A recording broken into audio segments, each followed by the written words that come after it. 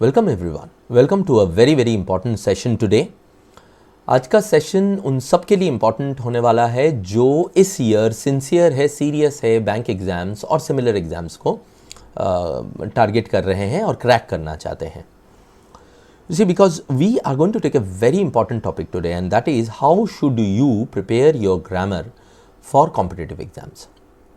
अब ये बहुत इंपॉर्टेंट है आप लोगों को समझना कि जब हम लोग अपने बैंक एग्ज़ाम्स को क्रैक करने के लिए या ऐसे सिमिलर जो एग्ज़ाम्स हैं उनको क्रैक करने के लिए ग्रामर पढ़ते हैं, वो सिर्फ ग्रामर की तैयारी नहीं होती है, वो ग्रामर फॉर कॉम्पिटिटिव एग्ज़ाम्स की तैयारी होती है, राइट। ओके, तो उसमें वही तरीक़ों से प्रिपेयर करना जिस तरह से स्कूल लेवल पे हम लोगों ने ग्रामर प्रिपेयर किया है, दैट इज़ दो might give you returns, but बहुत बहुत ज़्यादा टाइम लग जाता है उसमें। एंड दैट इज़ वाई ना, देखो ना, कितने सारे बच्चों को ऐसा होता है कि वो बहुत मेहनत करते हैं ग्रामर में और फिर भी उनको कॉन्फिडेंस नहीं आता है, 1 साल 2 साल लग जाता है, फिर भी उनको ये लगता है कि कुछ रूल शायद अभी भी उनको नहीं पता है, कैसे लगाना है उनके बारे में नहीं पता है, और इसके वजह से उनका इंग्लिश का स्कोर नीचे जा रहा है, कॉन्फिडेंस ओवरऑल कम हो जाता है। वो अज्यूम कर बैठते हैं कि ग्रामर को 100% अच्छे करना पड़ेगा इंग्लिश में अच्छा करने के लिए। तो ये सारे क्या है, ये सारी जो इफ़ेक्ट्स हम लोग देख रहे हैं ना, ये साइड इफ़ेक्ट्स है हमारे एजम्पशन का कि हमें ग्रामर ट्रेडिशनल तरीके से पढ़ना पड़ेगा। बट ये दोस्तों है ग्रामर फॉर कॉम्पिटिटिव एग्ज़ाम। इसको पढ़ने का, इसको इम्बाइब करने का, इसको करने का तरीका अगर आपने कॉम्पिटिटिव एग्ज़ाम्स के रिक्वायरमेंट के हिसाब से किया, आपके प्रोफेशनल रिक्वायरमेंट के हिसाब से किया, तो बहुत कम टाइम में आपको ग्रामर में बहुत ज़्यादा इम्प्रूवमेंट देखने को मिलेगा। As a matter of fact इसको समझाने के लिए मैंने ये भी लिखा है कि how to master grammar in 3 months। ये है आज का मूल agenda, main agenda. So first I will show you the dos and don'ts that you know, the things that you should not do in grammar preparation and the things that you should do in grammar preparation, right? ये ना mindset shifts भी होंगे आपके लिए, जैसे मैंने बोला, क्योंकि आपका माइंडसेट ज़्यादातर केस में बना हुआ है ट्रेडिशनल स्कूल लेवल ग्रामर सीखने में, जबकि आपको अपना माइंडसेट शिफ्ट करना पड़ेगा कॉम्पिटिटिव एग्जाम के ग्रामर सीखने के लिए, प्रोफेशनल लेवल पे ग्रामर सीखने के लिए, जो आपको काम में जाके फ़ायदा करेगा, जो आपको अपने जॉब में जाके फ़ायदा करेगा, उस ओरिएंटेशन पे जाना पड़ेगा, राइट। और दूसरा part of that agenda would be कि अगर हमें 3 महीने में ग्रामर को प्रिपेयर करना है so that we can master grammar for competitive exams in 3 months, तो हमें स्टेप बाय स्टेप कैसे करना पड़ेगा। So let's start with the dos and don'ts. But before that let me tell you, if you want to have the PDF of this lecture and even English और critical reasoning और descriptive के related आपके doubts है, discussions है, वो करना चाहते हो एक लाइक माइंडेड पीयर ग्रुप के साथ, तो join my English and CR group, right, Telegram में। This is an open group, more than 5,000 students are already part of this, right? So join this group, आपको lectures के मेरे जो है PDF भी मिल जाएंगे और you would find some amazing activities there which will help you in this year's exam. चलिए, so let's start with the don'ts and do's. First don'ts, what not to do. First, don't assume that all rules are important. एक तो ये assume करना बंद करो कि सारे के सारे रूल्स जो है ग्रामर के वो इक्वली इंपॉर्टेंट है आपके लिए, आपके एग्जाम के लिए। ऐसा नहीं है, राइट। अच्छा, ये भी मत अज्यूम करो कि सारे रूल्स यूजलेस है, ओके। दो एक्सट्रीम में नॉर्मली लोगों का ग्रामर का जो है माइंडसेट रहता है, या तो सारे ही रूल इक्वली इंपॉर्टेंट है, सबको रट्टा मारना पड़ेगा, सबको याद रखना पड़ेगा, या तो कोई भी रूल इंपॉर्टेंट नहीं है, right. So the point, the truth lies somewhere in between, और वो क्या है वो मैं बताने वाला हूँ। But stop assuming this. Next, try to learn and memorise all rules of grammar, this is not to be done. और ये लिंक्ड भी है पिछले पॉइंट से। So what not to do, do not try to learn and memorise all rules of grammar. एक तो सारे rules equally important नहीं है, and which rules and which concepts are important, that you should remember, that you should have an idea about, but not all, and don't waste your time trying and memorizing all. Not practicing until you are clear how each grammar rule manifests in a sentence. ये एक दिक्कत जो है students में देखा जाता है, जो आपको अवॉइड करना है।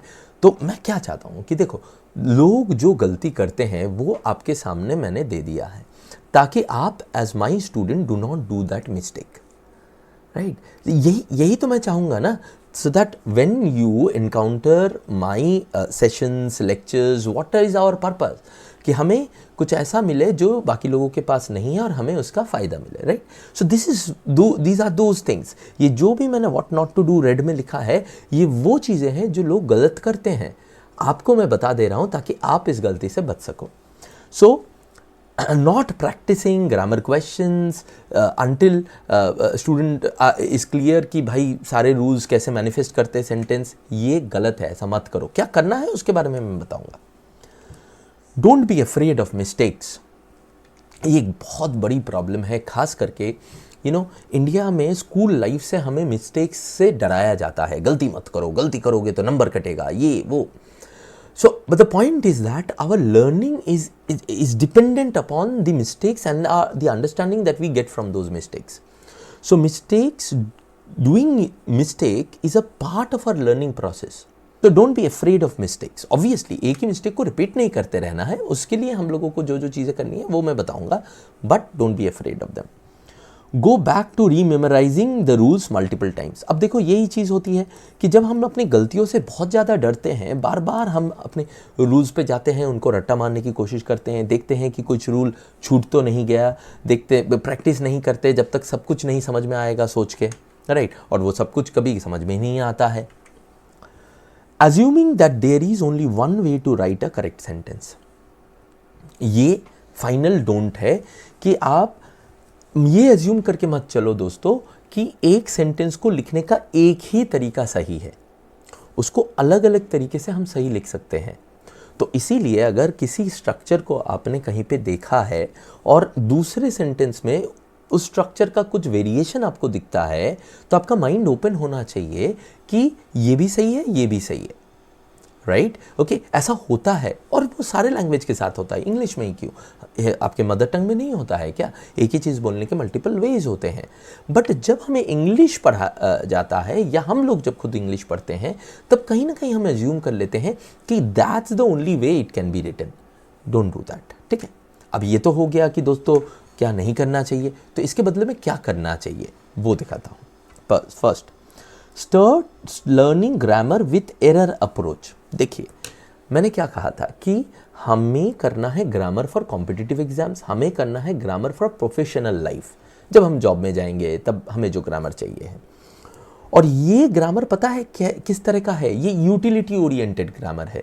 ये ब्यूटीफुल बनाने के लिए नहीं है लैंग्वेज को, यूटिलिटी, राइट वे में राइट चीज़ें लिखने के लिए ग्रामर जो है। तो राइट वे में तभी हम लिख पाएंगे जब हम लोग एरर अवॉइड कर पाएंगे। तो उसके लिए सीखने के टाइम पे हमें क्या अप्रोच रखनी चाहिए कि grammar through error approach, learn grammar through error approach, ठीक है? कहाँ कहाँ से एरर आ रहे हैं इसके ऊपर थोड़ा सा और डिटेल में नेक्स्ट स्लाइड में बताने वाला हूँ। Then learn concepts and not only rules. अच्छा, अब आप बोलोगे कि सर कॉन्सेप्ट्स क्या होता है, रूल्स ही तो कॉन्सेप्ट्स होता है। नहीं, concepts are made of 3 things. Sentence framing के बेसिक्स, सेंटेंस कैसे फ्रेम किए जाते हैं। दूसरा, लॉजिक ऑफ स्ट्रक्चरिंग, स्ट्रक्चर कैसे होता है, कौन से पार्ट्स ऑफ स्पीच को कैसे स्ट्रक्चर किया जाता है ताकि वो वहाँ पे रहता है। And third, relevant rules of grammar, right? तो ये 3 चीज़ों को लेके कॉन्सेप्ट्स होता है। ये 3 चीज़ों की अंडरस्टैंडिंग जब आपको आ जाती है, तो even if you do not know one or the other time the exact rule, you are able to identify the error based on these 2 things. और मजे की बात पता है क्या है? These 2 things are based out of logic and not hardcore usage rules. Even for that matter, all the rules of grammar that you say are mostly 70-80% of the times are based out of logic, right? And not कि इस तरह से usage होते आया है इसीलिए इसको करना पड़ेगा, no, right? वो रूल इसलिए है क्योंकि उसका एक रीजन है। तो उस रीजन को समझ गए तो you are able to apply it in a larger segment than हर एक चीज के लिए छोटे छोटे सब रूल बनाना। ये जो 150 रूल, 200 रूल, 250 रूल क्यों होते हैं? वाई? बिकॉज हम लोग हर केस का एक रूल बनाते हैं। रैदर उस टाइम पे हमें अगर the logic behind the structuring हम समझ के जो रेलेवेंट रूल्स हैं उनको करके करेंगे तो you'd see the whole thing can be imbibed within 25 to 30 major rules, और वही हमें करना पड़ेगा, वही हमें करना चाहिए, right. Now take the middle path, मतलब practice questions alongside concept building. जिस चीज का भी कॉन्सेप्ट बिल्ड कर रहे हो उसका क्वेश्चन भी करते रहो। Your concept should be strengthened. ये मत सोचो सारा कुछ एक बार कर लिया उसके बाद करेंगे। Try to use the concepts that you know rather than knowing everything. जो कॉन्सेप्ट्स आपको पता है उनको बार बार यूज करो। कैसे यूज करोगे? एक तो आप communicate in when you communicate in that language, जो हो सकता है स्पीकिंग के ऑप्शंस आपके पास ज़्यादा नहीं है, लेकिन राइटिंग, कन्वर्सिंग, मतलब कहीं पे लिख रहे हो, कुछ लिख रहे हो, तब जब कर रहे हो तब उनको इंटीग्रेट करने की कोशिश करो, राइट, ओके। और उससे अगर कुछ फीडबैक मिलता है उस फीडबैक को अपने अंदर करो। कैसे फीडबैक लेना है, क्या करना है, उसके बारे में हम लोग नेक्स्ट स्लाइड में बात करते हैं, पर ये आपको करना ज़रूरी है। नेक्स्ट, फाइनली रिपीटेशन कैसे होगा, किस तरह से आप लोगों को बार बार उन कॉन्सेप्ट्स को जो है रिवाइज भी होता रहेगा, वो है रीडिंग से। प्लीज़ दोस्तों समझो, reading a lot does not have any other alternative, right. The more you read the better you will become in grammar, and that's as clear as a day, bright sunny day, okay, right। ठीक है, तो ये है आपके dos, लेकिन ये तो general dos है। मैंने तो आपको कहा है कि मैं स्टेप बाय स्टेप आपको बता दूंगा कि किस तरह से आपको जाना चाहिए, so that you are able to master grammar for competitive exam and your professional life in 3 months। तो वो अब मैं बताने वाला हूं। ये मैंने आपको बताया इसलिए ताकि आप इन गलतियों से बचो।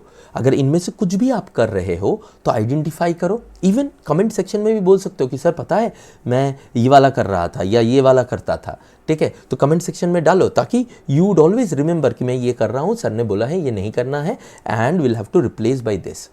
अब इनको रिप्लेस करते हुए, इंटीग्रेट करते हुए एक प्रिपरेशन स्ट्रैटेजी कैसे बनाए ग्रामर की 2026 के लिए, ताकि हमारा अगले 3 महीने में we are great at it, वो देखते हैं।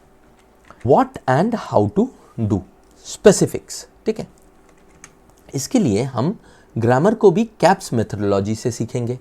अच्छा, अब कैप्स मेथोडोलॉजी जिन लोगों को पता नहीं है, आपको मैं रिमाइंड करवा दूं, कैप्स मेथोडोलॉजी के बारे में हमने डिटेल में डिस्कस किया था मेरे इस वाले लेक्चर में, जहाँ पे 2026 के लिए इंग्लिश, क्रिटिकल रीजनिंग और डिस्क्रिप्टिव की तैयारी करनी है तो किस तरह से आगे बढ़ना है, और अगले 4 से 5 महीने में how you can master your these 3 areas, उसके बारे में मैंने डिटेल किया था। उसी में मैंने कैप्स को एक्सप्लेन किया था। उसको एक बार जाके देख लेना अगर आपने नहीं देखा है। अगर देखा है तो आपको पता ही है, because CAPS is a time tested framework that has helped tens and thousands of students of mine in clearing exams every year, right. जो लोगों को लगता है ना कि why my students perform so amazingly well in exams consistently, specially in these areas, क्यों? क्योंकि वो इस फ्रेमवर्क को फॉलो करते हैं। तो वो आप देख लीजिएगा, आपको और आइडिया आ जाएगा। यहाँ पे मैं ग्रामर में कैसे उसको इंटीग्रेट करना है वो मैं बता देता हूँ ना। Learn the concepts, all 3 parts, जो तीनों पार्ट मैंने पिछले स्लाइड में दिखाया, एंड एप्लीकेशन, उनका एप्लीकेशन क्या है, फोकस कहाँ होना चाहिए, how common errors occur due to non conformance to the concepts. तो कॉन्सेप्ट्स के साथ जब नॉन कॉन्फर्मेंस होता है, नॉन कॉन्फर्मेंस मतलब वो मैच नहीं होता है, तब एरर कैसे आता है, ये एप्लीकेशन आपको देखना पड़ेगा, राइट, ओके। और ये पूरी चीज़ जो है, जैसे मैंने बोला कि 9 to 10 मेजर प्रिंसिपल्स होते हैं इसमें, और पूरे ग्रामर से 30 मेजर रूल्स होते हैं जो इसमें रहते हैं। क्यों? क्योंकि हम एरर फोकस्ड प्रिपरेशन कर रहे हैं। हमें वो सारे 150-200 रूल्स जो है नहीं करने हैं। Why? Because we'll have to focus our preparation from where error can come in a sentence. हमें लैंग्वेज को ब्यूटिफाई करने के लिए नहीं करना है, ठीक है। इसीलिए वो जो ग्रामर की जो मोटी 300 पेज की किताब है, वो हमारे लिए क्या बन जाएगी, 30 to 40 पेजेस के नोट्स। समझ रहे हो? ये हो जाएगा, and then it becomes much handleable. बहुत रिवाइज करना भी आसान हो जाता है। पर यहीं पे नहीं रुकेंगे, ओके अच्छा, यहाँ पे मैं एक चीज़ और बता दूँ, ये चीज़ जो मेरे साथ जो अभी प्रिपेयर कर रहे हैं 2026 के लिए मेरे अचीवर्स प्रोग्राम में, इस बैच में, राइट, तो उनके लिए एक मैसेज भी है, अनाउंसमेंट भी है कि हमारा ग्रामर मॉड्यूल कल से चालू होने वाला है, राइट। उसको लाइव अटेंड कीजिएगा स्टार्टिंग से एंडिंग तक। अगले 3 हफ्तों के अंदर हम ग्रामर के सारे कॉन्सेप्ट्स आपको कर देंगे, राइट। तो आप लोगों को ये अलग से प्लान नहीं करना है, ये ऑलरेडी इंटीग्रेट करवा दूंगा आप लोगों को जब मैं प्रिपेयर कराऊंगा क्लास में कल से। लेकिन जो लोग खुद से प्रिपेयर कर रहे हैं उनको इसी को दिमाग में रखते हुए आप उनको इंटीग्रेट कीजिए खुद से, वो 30-40 पेजेस का नोट बना लें। और जो मेरे साथ प्रिपेयर कर रहे हैं वो सिर्फ क्लासेस से नोट्स बनाए तो ही वो 30-40 पेजेस का नोट्स बन जाएगा और वही इनफ हो जाएगा ना। अब उसके बाद क्या करें, ये तो 3 हफ्ते 4 हफ्ते में हो जाएगा, राइट। और यही है, इसके ऊपर और कुछ कॉन्सेप्ट्स और रूल्स करने की ज़रूरत नहीं है। इसके बाद आपको you start practising questions after step 1, see whether you are getting where you are getting wrong, कहाँ आप गलत जा रहे हो, क्यों आप गलत जा रहे हो। बिकॉज रूल्स समझना एक बात है दोस्तों, लेकिन रूल्स को आप इम्बाइब तभी करोगे जब आप बार बार उसको लगाने जाओगे अलग अलग कॉन्टेक्स्ट में और गलतियां करोगे और उन गलतियों से सीखोगे। इसीलिए ये एज्यूम करना कि मेरे को पहले पूरा ग्रामर आएगा और उसके बाद मैं प्रैक्टिस करूंगा, गलत क्यों है, समझ रहे हो, इसीलिए गलत है। इसके लिए आप टॉपिक टेस्ट ले सकते हो प्रैक्टिस के लिए, और ये आपका ये जो 3-4 हफ्ता है उसके बाद 1 महीना लगा के करोगे, 1 month to 2 month max, right, and you would see the changes that you have got in grammar. You would have an amazing confidence with grammar. अच्छा, यहाँ पे भी हम लोग नहीं रुकेंगे, फिर आगे जाके ये ना पैरेलली होगा, 2 and 3 पैरेलली होना चाहिए। इवन 1 के साथ भी ये पैरेलली हो सकता है 3। क्या, keep on writing and get yourself corrected. अब जो मेरे अचीवर्स प्रोग्राम में हैं उनको तो जैसे कुछ एक्टिविटीज़ मैं करने देता हूँ आरसी क्लासेस के बाद में, समरी मेन आइडिया का, और उसमें मैं खुद ही आप लोगों को चेंज करके दे देता हूँ कि आपको कैसे लिखना है, क्या क्या मिस्टेक है, तो उससे फीडबैक आ रहा है, उसको इंटीग्रेट करो। उसके बाद आपको स्मार्ट रीड भी मिला हुआ है, right, complementary to with my course. तो उस स्मार्ट रीड में एक फीचर है, आपको पता है कि आप जब एक वर्ड देखते हो और उसका सेंटेंस लिखते हो तो आपने क्या गलत किया है वो बता देता है, तो वहाँ उसका फ़ायदा लो। देखो, मल्टीपल लेवल्स में आपको फ़ायदा मिल सकता है। यही चीज़ जो खुद से प्रिपेयर कर रहे हैं वो उनको रेप्लिकेट करना है अपने तरीके से, राइट, बट करना यही पड़ेगा, ठीक है। So keep on writing and get yourself corrected and learn from your mistakes. Revise through question practice, writing, not by going back again and again to the concept and rules. तो ये जो मैं बोल रहा हूँ ना, इन्हीं को rinse and repeat करने बोल रहा है स्टेप नंबर 4।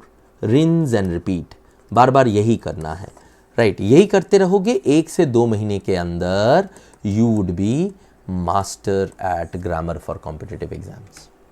और इसके बियॉन्ड और कुछ नहीं करना है। जो आप मॉक एनालिसिस करोगे, जब फुल लेंथ मॉक दोगे, मॉक एनालिसिस करोगे, that would do the rest. या सेक्शनल मॉक जब दोगे, उसका जो आप एनालिसिस करोगे उसी से आपको मिलता रहेगा, बस, दैट्स इट।